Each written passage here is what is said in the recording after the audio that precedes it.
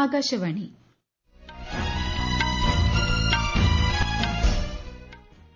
നമസ്കാരം. വാർത്തകൾ വായിക്കുന്നത് അശ്വതി.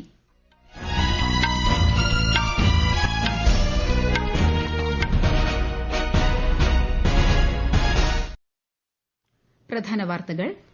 2047ഓടെ ഇന്ത്യയെ വികസിത രാജ്യമാക്കുന്നതിൽ ഉദ്യോഗസ്ഥരുടെ പങ്കാളിത്തം പ്രധാനമെന്ന് ഉപരാഷ്ട്രപതി ജഗദീപ് ധൻഖർ. വികസിത് ഭാരത് യുവ നേതൃസംവാദം നാളെ. രാജ്യത്തുടനീളമുള്ള 3000-ഓളം യുവ നേതാക്കളുമായി പ്രധാനമന്ത്രി നരേന്ദ്രമോദി സംവദിക്കും. മയക്കുമരുന്ന് കടത്തും ദേശീയ സുരക്ഷയും സംബന്ധിച്ച മേഖലാ സമ്മേളനത്തിന് കേന്ദ്ര ആഭ്യന്തരമന്ത്രി അമിത്ഷായുടെ അധ്യക്ഷതയിൽ ന്യൂഡൽഹിയിൽ തുടക്കമായി. കേന്ദ്രമന്ത്രി ജീതൻ റാം മാഞ്ചി കേരളത്തിൽ. കൊച്ചിയിലെ കയർ ബോർഡ് ആസ്ഥാനം സന്ദർശിച്ചു. ഭാവഗായകൻ പി ജയചന്ദ്രന് ഔദ്യോഗിക ബഹുമതികളോടെ വിടയേകാൻ മലയാളക്കര. മലേഷ്യ സൂപ്പർ 1000 ബാഡ്മിന്റൺ ടൂർണമെന്റിൽ ഇന്ത്യൻ സഖ്യം പുരുഷ ഡബിൾസ് സെമിഫൈനലിൽ പ്രവേശിച്ചു. വാർത്തകൾ വിശദമായി. 2047ഓടെ ഇന്ത്യയെ വികസിത രാജ്യമാക്കുന്നതിൽ ഉദ്യോഗസ്ഥരുടെ പങ്കാളിത്തം വലുതാണെന്ന് ഉപരാഷ്ട്രപതി ജഗദീപ് ധൻഖർ. രാജ്യതാൽപര്യത്തിന് പ്രഥമ പരിഗണന നൽകണമെന്നും ഉപരാഷ്ട്രപതി പറഞ്ഞു. ബംഗളൂരുവിൽ സംസ്ഥാന പബ്ലിക് സർവീസ് കമ്മീഷൻ അധ്യക്ഷരുടെ 25ാമത് ദേശീയ സമ്മേളനം ഉദ്ഘാടനം ചെയ്യുകയായിരുന്നു ഉപരാഷ്ട്രപതി. രാജ്യം വികസന പാതയിലാണെന്നും ഉപരാഷ്ട്രപതി പറഞ്ഞു. I have no doubt that our bureaucracy is so talented it can be transformative provided it does not suffer hiccups from other agencies. Since this is the only conveyance that democracy has to transform vision of the people that is sanctified on platforms like Lok Sabha and legislatures into ground reality, this segment has to be only the very best. It cannot afford to be anything but the very best because you are the architects of administrative edifice. സ്വാമി വിവേകാനന്ദന്റെ ജന്മവാർഷികത്തോടനുബന്ധിച്ച് ന്യൂഡൽഹിയിലെ ഭാരത് മണ്ഡപത്തിൽ നാളെ നടക്കുന്ന വികസിത് ഭാരത് യുവ നേതൃസംവാദം 2025ൽ പ്രധാനമന്ത്രി നരേന്ദ്രമോദി പങ്കെടുക്കും. രാജ്യത്തുടനീളമുള്ള 3000-ഓളം യുവ നേതാക്കളുമായി ശ്രീ മോദി സംവദിക്കും. സാങ്കേതിക വിദ്യ, സുസ്ഥിരത, സ്ത്രീ ശാക്തീകരണം തുടങ്ങിയ വിഷയങ്ങളിലെ ആശയങ്ങൾ യുവ നേതാക്കൾ പ്രധാനമന്ത്രിയുമായി പങ്കുവയ്ക്കും. ലഹരിമരുന്ന് കടത്ത്, ദേശസുരക്ഷ എന്നിവയുമായി ബന്ധപ്പെട്ട മേഖലാ സമ്മേളനത്തിന് ന്യൂഡൽഹിയിൽ തുടക്കമായി. കേന്ദ്ര ആഭ്യന്തരമന്ത്രി അമിത്ഷായാണ് സമ്മേളനത്തിന്റെ അധ്യക്ഷൻ. വർദ്ധിച്ചുവരുന്ന ലഹരിമരുന്ന് കടത്തും ദേശസുരക്ഷയിൽ അതിന്റെ സ്വാധീനവും നാർക്കോട്ടിക് കൺട്രോൾ ബ്യൂറോ സംഘടിപ്പിക്കുന്ന സമ്മേളനം ചർച്ച ചെയ്യും. 14ാമത് ലഹരിമരുന്ന് നിർമ്മാർജ്ജന പാക്ഷികം ശ്രീ ഷാ ഉദ്ഘാടനം ചെയ്തു. 8 ഉത്തരേന്ത്യൻ സംസ്ഥാനങ്ങളിലെയും കേന്ദ്രഭരണ പ്രദേശങ്ങളിലെയും പ്രതിനിധികളാണ് സമ്മേളനത്തിൽ പങ്കെടുക്കുന്നത്. അയോധ്യ പ്രാണപ്രതിഷ്ഠയുടെ 1ാം വാർഷികത്തോടനുബന്ധിച്ചുള്ള ആഘോഷ പരിപാടികൾക്ക് ഇന്ന് തുടക്കം. ഉത്തർപ്രദേശ് മുഖ്യമന്ത്രി യോഗി ആദിത്യനാഥാണ് ഉദ്ഘാടനം ചെയ്യുന്നത്. കഴിഞ്ഞ വർഷം ജനുവരി 22-ന് പ്രധാനമന്ത്രി നരേന്ദ്രമോദിയാണ് ക്ഷേത്രം ഉദ്ഘാടനം ചെയ്തത്. അയോധ്യയിലെ രാമക്ഷേത്രം ഇന്ത്യൻ സംസ്കാരത്തിന്റെയും ആത്മീയതയുടെയും മഹത്തായ പൈതൃകമാണെന്ന് പ്രധാനമന്ത്രി നരേന്ദ്രമോദി. വികസിത ഇന്ത്യ എന്ന ലക്ഷ്യത്തിലേക്ക് ഉറച്ച ചുവടുവയ്പ്പാണ് രാമക്ഷേത്ര നിർമ്മിതിയെന്ന് പ്രധാനമന്ത്രി രാംലല്ല വിഗ്രഹ പ്രതിഷ്ഠാ വാർഷികദിന സന്ദേശത്തിൽ പറഞ്ഞു. പ്രയാഗ്രാജിലെ മഹാകുംഭമേളയ്ക്ക് 2 ദിനം മാത്രം ശേഷിക്കെ തീർത്ഥാടകർക്കും വിനോദസഞ്ചാരികൾക്കും വിവിധ ഗതാഗത മാർഗ്ഗങ്ങളിലൂടെ നഗരത്തിലെത്താൻ പ്രത്യേക ക്രമീകരണങ്ങൾ സജ്ജമാക്കി. ഭക്തർക്ക് പ്രയാഗ്രാജിലേക്കും തിരിച്ചും സുരക്ഷിതവും കാര്യക്ഷമവുമായ യാത്ര ഉറപ്പാക്കാൻ ഇന്ത്യൻ റെയിൽവേ 10,000-ലധികം ട്രെയിനുകൾ ഏർപ്പെടുത്തിയിട്ടുണ്ട്. ഉത്തർപ്രദേശ് റോഡ് ഗതാഗത വകുപ്പ് 7,000-ലധികം ബസ്സുകൾ വിന്യസിക്കും. വിവിധ വിമാന കമ്പനികളും പ്രയാഗ്രാജിലേക്ക് വിമാന സർവീസ് പ്രഖ്യാപിച്ചിട്ടുണ്ട്. കേന്ദ്ര സൂക്ഷ്മ ചെറുകിട ഇടത്തര വ്യവസായ മന്ത്രി ജീതൻ റാം മാഞ്ചി കേരളത്തിലെത്തി. കൊച്ചിയിലെ കയർ ബോർഡ് ആസ്ഥാനം കേന്ദ്രമന്ത്രി സന്ദർശിച്ചു. അരൂർ, ചേർത്തല എന്നിവിടങ്ങളിലെ കയർ നിർമ്മാണ യൂണിറ്റുകളും കേന്ദ്രമന്ത്രി സന്ദർശിക്കും. ജമ്മുവിൽ പ്രാദേശിക കാലാവസ്ഥാ കേന്ദ്രം ആരംഭിക്കുമെന്ന് കേന്ദ്ര സഹമന്ത്രി ജിതേന്ദ്ര സിംഗ്. ജമ്മുകാശ്മീരിൽ കാലാവസ്ഥാ സേവനങ്ങൾ മെച്ചപ്പെടുത്തുന്നതിനും ദുരന്ത പ്രതിരോധ പ്രവർത്തനം ഊർജിതമാക്കുന്നതിനുമാണ് കാലാവസ്ഥാ കേന്ദ്രം ആരംഭിക്കുന്നത്. ഈ വാർത്തകൾ ആകാശവാണിയിൽ നിന്ന്.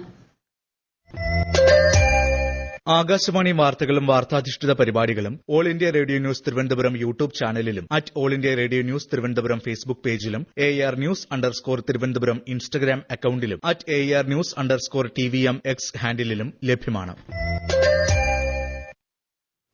ഭാവഗായകൻ പി ജയചന്ദ്രന് മലയാളക്കര കണ്ണീരോടെ വിട നൽകുന്നു. പാലിയത്തെ തറവാട്ട് വീട്ടുവളപ്പിൽ സംസ്കാര ചടങ്ങുകൾ അല്പസമയത്തിനകം. പൂർണ്ണ ഔദ്യോഗിക ബഹുമതികളോടെയാണ് സംസ്കാരം. പോലീസ് ഗാർഡ് ഓഫ് ഓണർ നൽകും. മന്ത്രിമാരായ ആർ ബിന്ദുവും MP രാജേഷും സജി ചെറിയാനും പാലിയത്തെ വീട്ടിലെത്തി ആദരാഞ്ജലി അർപ്പിച്ചു. പ്രിയ ഗായകന് ആദരാഞ്ജലി അർപ്പിക്കാൻ നൂറുകണക്കിന് ആളുകൾ പാലിയത്തെ വീട്ടിലും എത്തി. ഡേറ്റാ സെന്ററുകളുടെ ഏറ്റവും വലിയ ആസ്ഥാനമായി മാറുകയാണ് രാജ്യത്തിന്റെ ലക്ഷ്യമെന്ന് കേന്ദ്രമന്ത്രി പീയൂഷ് ഗോയൽ. പരസ്പരം ബന്ധിപ്പിച്ചിട്ടുള്ള ഗ്രിഡ്, സംശുദ്ധ ഊർജ്ജം, ഡേറ്റാ സുരക്ഷ, പരിശീലനം ലഭിച്ച തൊഴിലാളികൾ എന്നിവയുടെ സഹായത്തോടെ രാജ്യത്തിന് ഈ ലക്ഷ്യം കൈവരിക്കാനാകുമെന്ന് ന്യൂഡൽഹിയിൽ നടന്ന ഭാരത് കാലാവസ്ഥാ യോഗത്തിൽ ശ്രീ ഗോയൽ പറഞ്ഞു. പാരീസ് ഉടമ്പടി പ്രകാരം ഏറ്റവും മികച്ച പ്രകടനം കാഴ്ചവയ്ക്കുന്ന രാജ്യങ്ങളിലൊന്നാണ് ഇന്ത്യയെന്നും മന്ത്രി പറഞ്ഞു. We are committed to have about 40 or 45% of our installed capacity as renewable or clean energy by 2030, a target we accomplished in 2022 itself, 8 years ahead of schedule. 5 വർഷത്തിൽ ഭക്ഷ്യ കാർഷിക സമുദ്ര മേഖലയിൽ 10,000 കോടി രൂപ മൂല്യമുള്ള സാമഗ്രികളുടെ കയറ്റുമതിക്ക് ഇന്ത്യ പ്രാപ്തമാണെന്ന് കേന്ദ്രമന്ത്രി പീയൂഷ് ഗോയൽ.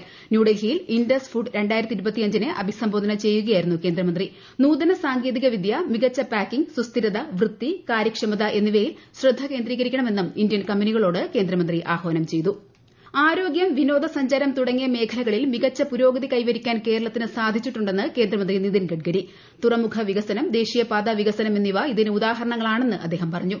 സ്വകാര്യ ചാനലിന്റെ ബിസിനസ് കോൺക്ലേവിൽ ഓൺലൈനായി പങ്കെടുക്കുകയായിരുന്നു ശ്രീ നിതിൻ ഗഡ്കരി. തമിഴ്നാട്ടിലെ ഇലക്ട്രോണിക് രൂപകൽപ്പന നിർമ്മാണ കമ്പനിയായ സിർമ SGS ടെക്നോളജി ലിമിറ്റഡിന്റെ ചെന്നൈ ആസ്ഥാനത്ത് ലാപ്ടോപ്പുകൾ നിർമ്മിക്കുന്നതിനായുള്ള പുതിയ സംവിധാനത്തിന് കേന്ദ്രമന്ത്രി അശ്വിനി വൈഷ്ണവ് തറക്കല്ലിട്ടു. ലാപ്ടോപ്പുകൾ നിർമ്മിക്കുന്നതിനായി തായ്വാനിലെ മൈക്രോസ്റ്റാർ ഇന്റർനാഷണലുമായി സിർമ SGS സഹകരിക്കും. സിർമ SGS MSIയുമായി സഹകരിച്ച് പ്രവർത്തിക്കുമ്പോൾ മേക്ക് ഇൻ ഇന്ത്യ സംരംഭത്തിലെ സുപ്രധാന നാഴികക്കല്ലായി ഈ സംരംഭം മാറുമെന്ന് അശ്വിനി വൈഷ്ണവ് പറഞ്ഞു. ക്വാലാലംപൂരിൽ നടക്കുന്ന മലേഷ്യ സൂപ്പർ 1000 ബാഡ്മിന്റൺ ടൂർണമെന്റിന്റെ പുരുഷ ഡബിൾസ് സെമിഫൈനലിൽ ഇന്ത്യൻ ജോഡികളായ സാത്വിക് സായിരാജ് രംഗിറെഡ്ഡി, ചിരാഗ് ഷെട്ടി സഖ്യം കൊറിയൻ ജോഡികളായ സിയോ സിയും ജെ, കിം വോ ഹോൻ സഖ്യത്തെ ഇന്ന് നേരിടും. ISL ഫുട്ബോളിൽ ഇന്ന് 2 മത്സരങ്ങൾ. വൈകിട്ട് 5-ന് ബംഗളൂരുവിൽ നടക്കുന്ന മത്സരത്തിൽ ബംഗളൂരു FC മുഹമ്മദൻ FCയെ നേരിടും. ഗുവാഹത്തിയിൽ നടക്കുന്ന മറ്റൊരു മത്സരത്തിൽ ATK മോഹൻ ബഗാനും ഈസ്റ്റ് ബംഗാളും ഏറ്റുമുട്ടും. രാത്രി 7:30-നാണ് മത്സരം. പഞ്ചാബിൽ ലുധിയാന വെസ്റ്റ് മണ്ഡലത്തിലെ ആം ആദ്മി പാർട്ടി MLA ഗുർപ്രീത് ഗോഗി ബസി വെടിയേറ്റു മരിച്ചു. റിവോൾവർ വൃത്തിയാക്കുന്നതിനിടെ ഗോഗിക്ക് അബദ്ധത്തിൽ തലയ്ക്ക് വെടിയേൽക്കുകയായിരുന്നു. സംഭവത്തിൽ പോലീസ് അന്വേഷണം ആരംഭിച്ചു. അസമിലെ കൽക്കരി ഖനിയിൽ കുടുങ്ങിയ ഒരു തൊഴിലാളിയുടെ മൃതദേഹം കൂടി കണ്ടെടുത്തു. മറ്റു തൊഴിലാളികളെ കണ്ടെത്തുന്നതിനുള്ള രക്ഷാപ്രവർത്തനങ്ങൾ 6ാം ദിനവും പുരോഗമിക്കുകയാണ്. കൽക്കരി ഖനിയിൽ വെള്ളം നിറഞ്ഞതോടെയാണ് 9 തൊഴിലാളികൾ കുടുങ്ങിയത്. സംഭവത്തിൽ 2 പേരെ അറസ്റ്റ് ചെയ്തിട്ടുണ്ട്. ഹർഷ് മണി കേസിൽ നിയുക്ത അമേരിക്കൻ പ്രസിഡന്റ് ഡൊണാൾഡ് ട്രംപ് കുറ്റവിമുക്തൻ. ട്രംപിന് തടവോ പിഴയോ നേരിടേണ്ടി വരില്ല. അധികാരത്തിലേറാൻ ദിവസങ്ങൾ മാത്രം ബാക്കി നിൽക്കെയാണ് നിർണായക വിധി. 8 മാസമായി അന്താരാഷ്ട്ര ബഹിരാകാശ നിലയത്തിൽ തുടരുന്ന ഇന്ത്യൻ വംശജയായ നാസ ബഹിരാകാശ യാത്രിക സുനിത വില്യംസ് ബഹിരാകാശ നടത്തത്തിനൊരുങ്ങുന്നു. ഈ മാസം 16-ന് ബഹിരാകാശ യാത്രികൻ നിക് ഹേഗിനൊപ്പമാണ് സുനിതയുടെ ബഹിരാകാശ നടത്തം. ഇരുവരും neutron star interior composition explorer X-ray ടെലസ്കോപ്പിന്റെ അറ്റകുറ്റപ്പണികൾ നടത്തും. പ്രവർത്തനക്ഷമമായ തെർമൽ ഷീൽഡുകളുടെ വിടവിലൂടെ സൂര്യപ്രകാശം കടന്നുവരുന്നത് ന്യൂട്രോൺ നക്ഷത്രങ്ങളുടെ നിരീക്ഷണത്തിന് തടസ്സമാകുന്നതിനെ തുടർന്നാണ് അറ്റകുറ്റപ്പണി.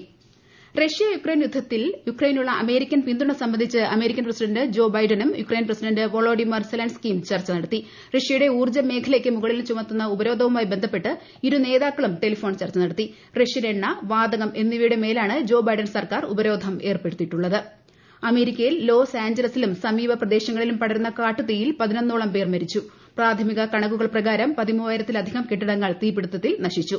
സ്വർണ്ണവിലയിൽ വർധന. സ്വർണ്ണം ഗ്രാമിന് 15 രൂപ ഉയർന്ന് 7,300 രൂപയും പവന് 120 രൂപ വർദ്ധിച്ച് 58,400 രൂപയുമായി. പ്രധാനമന്ത്രി നരേന്ദ്രമോദി ഫ്രാൻസ് സന്ദർശിക്കും. അടുത്ത മാസം നടക്കാനിരിക്കുന്ന നിർമ്മിത ബുദ്ധി ഉച്ചകോടിയിൽ ശ്രീ നരേന്ദ്രമോദി പങ്കെടുക്കുമെന്ന് ഫ്രഞ്ച് പ്രസിഡന്റ് ഇമ്മാനുവൽ മാക്രോ അറിയിച്ചു. വികസിത ഭാരതം എന്ന ലക്ഷ്യം കൈവരിക്കാൻ 2047ഓടെ രാജ്യം നേരിടുന്ന എല്ലാ പ്രശ്നങ്ങൾക്കും പരിഹാരം കാണണമെന്ന് പ്രധാനമന്ത്രി നരേന്ദ്രമോദി.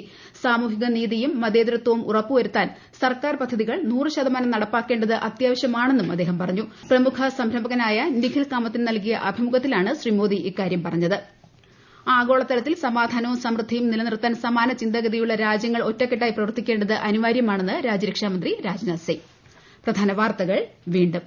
2047ഓടെ ഇന്ത്യയെ വികസിത രാജ്യമാക്കുന്നതിൽ ഉദ്യോഗസ്ഥരുടെ പങ്കാളിത്തം പ്രധാനമെന്ന് ഉപരാഷ്ട്രപതി ജഗദീപ് ധൻഖർ. വികസിത് ഭാരത് യുവ നേതൃ സംവാദം നാളെ. രാജ്യത്തുടനീളമുള്ള 3000-ഓളം യുവ നേതാക്കളുമായി പ്രധാനമന്ത്രി നരേന്ദ്രമോദി സംവദിക്കും. മയക്കുമരുന്ന് കടത്തും ദേശീയ സുരക്ഷയും സംബന്ധിച്ച മേഖലാ സമ്മേളനത്തിന് കേന്ദ്ര ആഭ്യന്തരമന്ത്രി അമിത്ഷായുടെ അധ്യക്ഷതയിൽ ന്യൂഡൽഹിയിൽ തുടക്കമായി. കേന്ദ്രമന്ത്രി ജീതൻ റാം മാഞ്ചി കേരളത്തിൽ കൊച്ചിയിലെ കയർ ബോർഡ് ആസ്ഥാനം സന്ദർശിച്ചു. ഭാവഗായകൻ പി ജയചന്ദ്രന് ഔദ്യോഗിക ബഹുമതികളോടെ വിടയാകാൻ മലയാളക്കര. മലേഷ്യ സൂപ്പർ 1000 ബാഡ്മിന്റൺ ടൂർണമെന്റിൽ ഇന്ത്യൻ സഖ്യം പുരുഷ ഡബിൾസ് സെമിഫൈനലിൽ പ്രവേശിച്ചു. വാർത്തകൾ കഴിഞ്ഞു. അടുത്ത വാർത്താ പ്രക്ഷേപണം വൈകുന്നേരം 6:30.